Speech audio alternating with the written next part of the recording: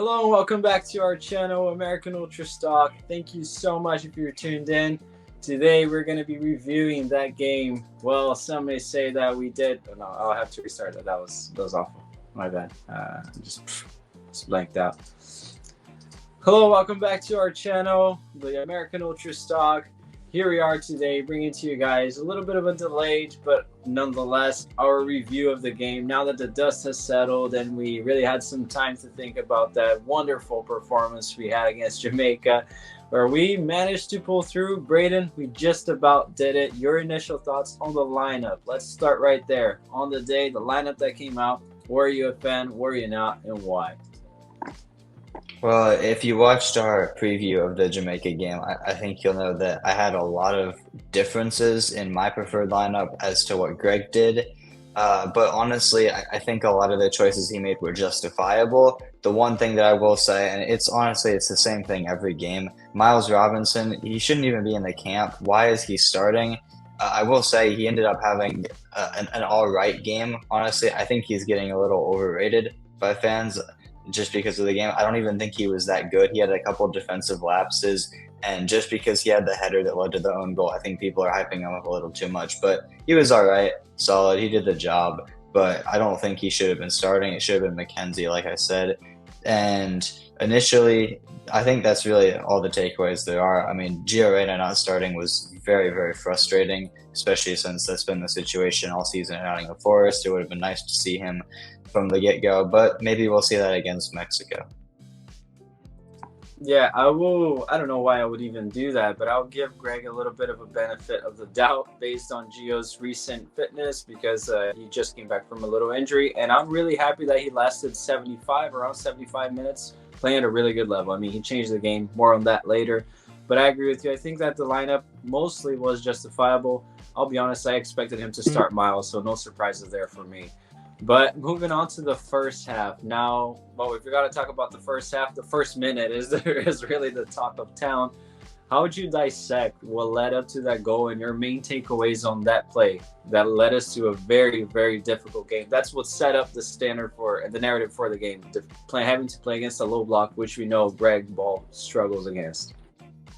The thing is, there wasn't even really a setup to the goal. They just had a chance. Jedi had a poor touch that ended up going straight to Bobby Decker-Reed, which I think was a theme of the game, honestly. Bobby Decker-Reed was absolutely skinning Jedi every time. It was one of the worst games I've seen Jedi play from a USMNT perspective, for sure, which was discouraging to see. But he has the bad touch. The ball gets played in. Back post, Scally, instead of marking his man, decides to hide and just try to, I don't know, make himself not able to be seen from the ball. I'm not really sure what he was trying to do there. But Greg Lee, the backup left back for Jamaica, is wide open at the back post. And Matt Turner is inside his own goal trying to save the ball. Just a calamity of errors from the defense and the keeper there. I mean, it was a good goal from Jamaica's perspective. Take nothing away from them, especially with all of their main attackers out, having basically their only good attacker left, setting up the goal, and a backup left back scoring. It's impressive from their part. A great start for them. But Scally, Jedi, Turner, absolutely unexcusable from all three of them on that goal. And like you said, it set the tone for the game because I think Jamaica a lot. They like to hit you on the counter, be fast, free flowing. But honestly, I think due to their exclusions, due to injury, suspension, having all their best players missing, it actually kind of hurt us a little bit because I think if they were full strength, I know we played horribly, but I think they would have been a lot more open for the taking because they would have been a lot more attacking and it could have led to some opportunities down on the other side. But because they didn't really have any attacking threat and they scored so early, they were content to just sit back in a low block, like you said. And we've seen this so many times. We saw it against Trinidad in both legs. Greg cannot dissect a low block. It happens like basically every CONCACAF game except for against Mexico, which is why we do so well against Mexico because they play open and they allow us to have opportunities. And if they would swallow their pride and just play a low block against us, honestly, I think they would win. We'll get into that more in a different video when the Mexico game happens. But yeah, the first half in general, I mentioned Scally already. I thought in general, not just that goal, but he was so bad in the first half. rightfully getting subbed off at halftime. Yunus Musa was poor as well. He misplaced so many passes, just so many sloppy touches as well, uncharacteristic from him. He did show a couple of good silky runs, what he's been showing at Milan, but just too many uncharacteristic errors. And Miles Robinson as well just had a couple of shockers, honestly, just a couple of lapses where he forgot where the ball was, and it could have led to an opportunity for Jamaica if we weren't careful. I think Balogun and Pulisic both missed a couple chances, half chances that they probably should have done better on. Pulisic in particular had a chance he could have separated himself, gotten himself in a lot more space on I think it was a 2 or 3-on-1 attack. And instead, he just stood right next to Balogun. The pass was only like 2 feet, and it allowed Joel Lata-Baudière, not taking anything away from him. It was a great challenge, last ditch, to prevent the goal, but it made it all far too easy for the Jamaican defender. And another thing, from a tactical perspective, the last thing that I noticed, Weah came central a lot in the first half. And I'm not really sure why that is, because it was leaving Scally alone on the right-hand side. And we already know how bad he was defensively, and he couldn't really do anything attacking because he didn't have any options. Having Weah in the middle solves nothing. I don't know why that was the game plan. And then just putting in crosses, they don't work. Just simple as that. We need to try something else. But that was my takeaways from the first half. Very bad first half. Yeah, I mean, no surprises there. As soon as we conceded that goal, that's exactly what I expected from Greg Ball. And I will defend Musa a little bit. I have said multiple times I wouldn't start him, but I think that maybe, just maybe, it's because of the technical awareness from Greg. I don't know how he sets up that midfield. We said that Johnny should have started. We didn't play with a real 6. Everything was just so messy. Weah drifting in all the time. That may be because of his season. He's not really playing. He doesn't have a position, honestly. I would say he shouldn't even start for us. But it was what it was. It was ugly. Second half got underway. Hard to say there were any improvements. I mean, the improvements only came on when the subs came in. So if you want to skip directly to that part, take it away, Brandon. How did you see that second half, and did it surprise you at all, the way that we came back? Yeah, Gio Reyna came on at halftime, and it was the right decision. I mentioned Scally getting subbed off. I think it was honestly the right sub to make at halftime. I was happy about it until I saw Weston McKennie moving back to right back to take Scally's spot instead of Weah.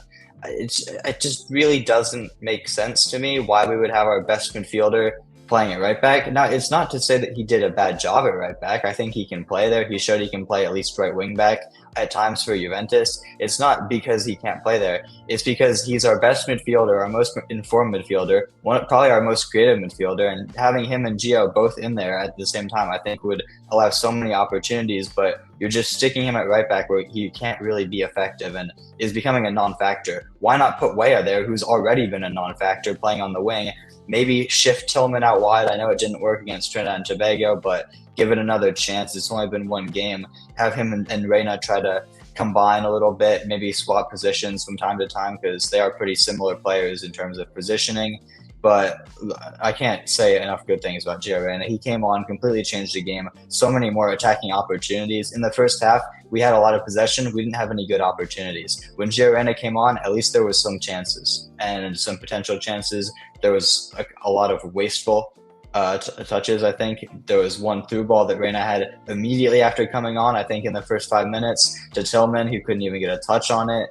Just a couple poor chances. Pepe and Haji came on around the 60th minute. I thought those were also good subs, although I will say Pepe's link-up play was really bad in that game. I like the positions he was trying to get in, that he was trying to get more involved in the play, trying to almost be like a Harry Kane role, dropping in deep and setting up the wingers, but it just didn't work. His passes were off, his touches were off. Just a poor game from Pepe, and very uncharacteristic from what we've seen from him recently for club and country. But we'll get more into Haji on that when we talk about the extra time, but great game from Haji, right? I'll just say that for now. And one other thing I'll say, when the subs came on, Pulisic looked way more threatening when he was moved to the right-hand side. Weah came off, Brendan Aronson came on, took the left wing position. Haji was kind of there as well. He was also kind of playing as a second striker. Pulisic moved out right, and I don't know if it's just because he's been playing there for Milan, but he looked so much better on the right-hand side, so many more ideas, so much more dangerous. And for a player who we've all been saying is a left winger, maybe it's time to experiment. Like I said in the Jamaica preview, I wanted him on the right wing, and this is why. He's shown that at least this season, that's where he feels more comfortable. And I think we should definitely experiment with that against Mexico. Yeah, definitely. Maybe it is, again, club form. A lot of people say that club form and country form are completely different, but what you do at the club level will most likely carry over to the national team. I mean, I think this performance was the pinnacle of that, prime example for a lot of these players. And I agree with you. I think that first through ball that Gio sent to Tillman was actually his best of the game, really. Obviously, it's not going to get called that because Tillman didn't capitalize, but if you see the way that was such a difficult, that's what changes games, breaking the lines with passes like that. And for the position that he was, to see him read the run, someone really should have done a little bit better anticipating that, because he starts going, doesn't fully sprint, and ultimately it's a wasteful pass. But it was a great pass, and we saw more of that after we got bailed out. Let's call it what it is. We were 2 seconds away from calling the bald man behind you right there to be sacked, and I think it would be for the first time perhaps a time where he's under true pressure from the USSF as well. See it on the post-match interview, all that talk against Jesse. He must have been feeling a little bit of pressure there. But again, we got bailed out. On your analysis, you didn't mention it. I wouldn't even mention it too. I mean, that goal is an L in itself, but it got us through to the extra time, and extra time came around, and I think it was completely different. What did you think?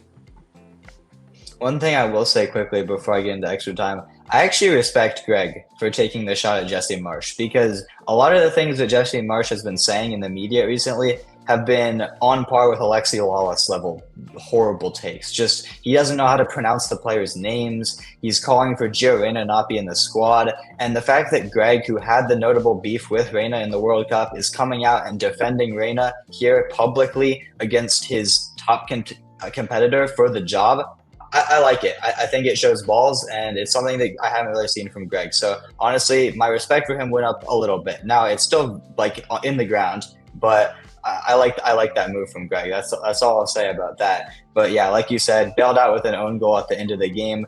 96th minute, the game was only supposed to go 4 to 5 minutes of stoppage time. Maybe CONCACAF interfering a little bit there, trying to get that USA versus Mexico final that ended up happening.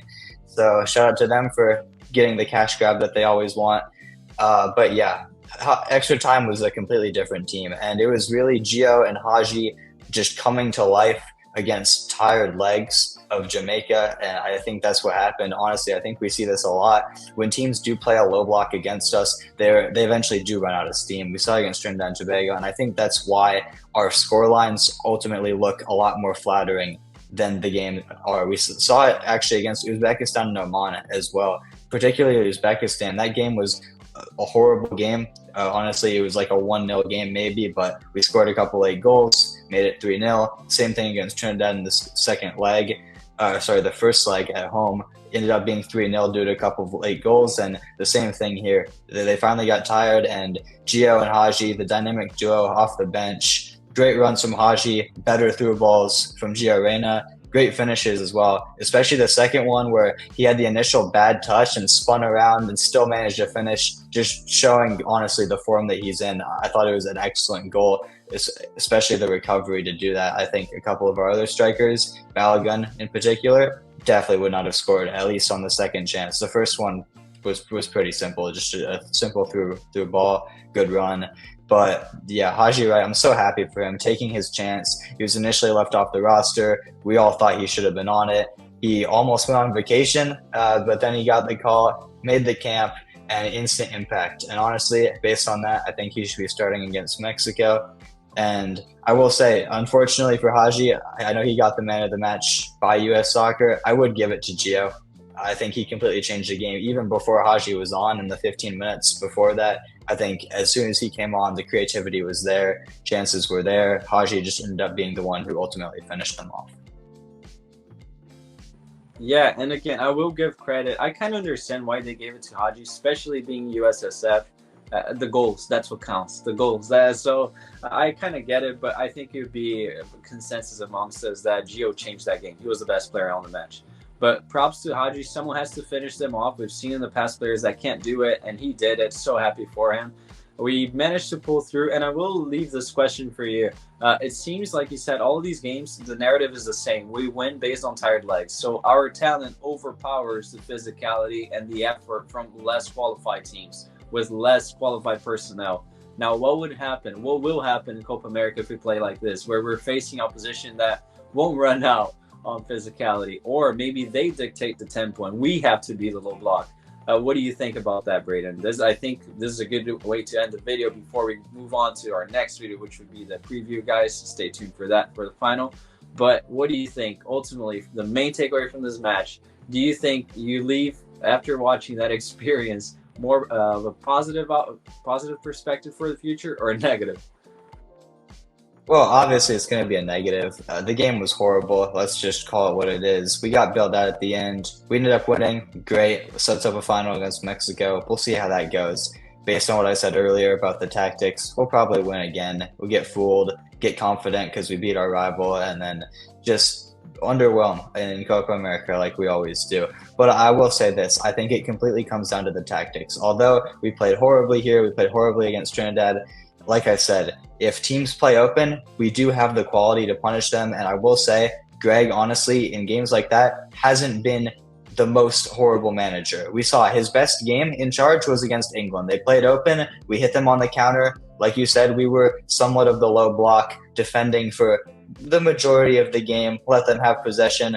And the counterattacks were very effective. And we honestly could have won that game. I think we came away from that the happier of the two teams, the better of the two teams. So at games like that, if the similar situation happens against Uruguay, maybe we even see a shock win, a hard-fought draw. Who knows? Honestly, I think it all depends on how the managers on the other teams adjust to us. If they're smart, even Uruguay, who are a better team on paper than us, I would just sit in a low block because it's basically a guaranteed win against this USMNT team, especially if you do have the talent up top like Darwin Nunez, Uruguay have, and Arrascaeta as well if he ends up playing.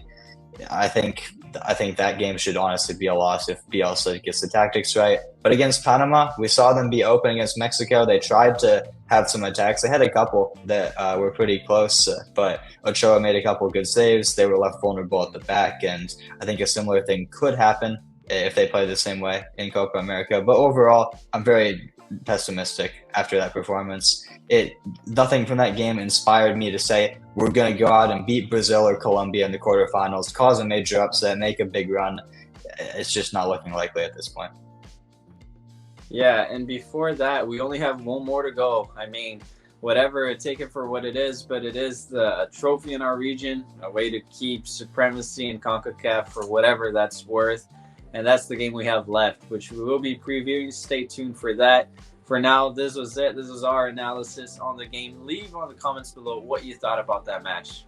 What are you thinking? And let's see if there are any wake-up calls. Maybe that was a good time to wake up, and Greg will see that, hey, there's pressure. We're a lot worse than we thought. So stay tuned. Thank you for watching. Make sure to leave a like, subscribe, and share with your friends. We'll see you next time.